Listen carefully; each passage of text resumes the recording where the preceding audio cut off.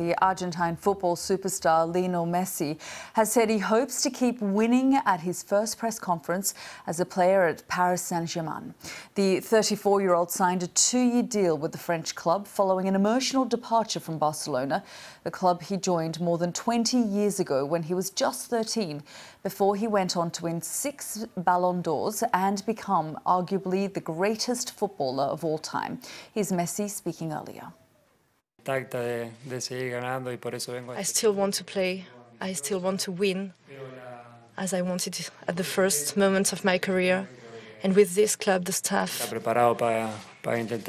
think this club is really ready to fight for all the trophies. This is my goal.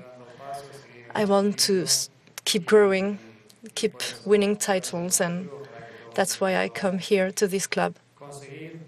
I hope we can make it happen.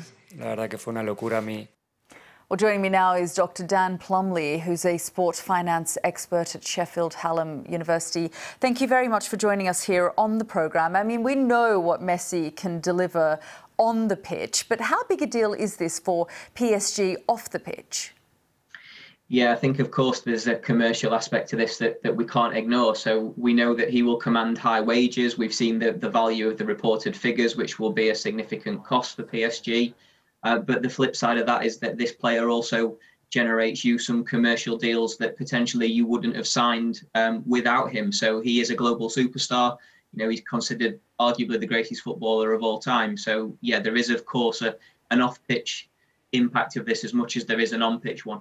Of course, they have other superstars, PSG, like Neymar. I mean, should we be asking how on earth they can afford Messi as well? I think it's obviously an important question. You know, we know that European football clubs are governed by UEFA's financial fair play regulations, but you know, Paris Saint-Germain as a club have been okay against those regulations for the 3 years prior to COVID, and then obviously the regulations have been relaxed slightly because of COVID as well. So there are clubs that are better placed to take opportunity in the crisis, and Paris Saint-Germain are one of those clubs, and no surprise to see them, you know, swooping for Messi in this regard when the chance arose. Messi was so emotional talking about leaving Barca, but I suppose if he really wanted to, couldn't he have shaved or talked about shaving more off his salary instead? I'm led to believe that wasn't an option because of the regulations in La Liga. So the 50% wage cap was the absolute minimum that the player could have gone to. I know we talk about he could have played for free, and of course from a financial sense he could have, but from a contractual arrangement he couldn't. So there is that aspect of legal regulations in La Liga, which is an agreement between the league and the clubs, which is slightly different to other leagues in Europe. So yeah, I think on the face of it, could he have played for free?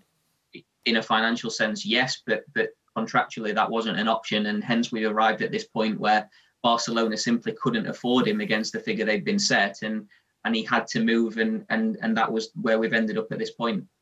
Dr. Dan Plumley, thank you so much for joining us here on the programme.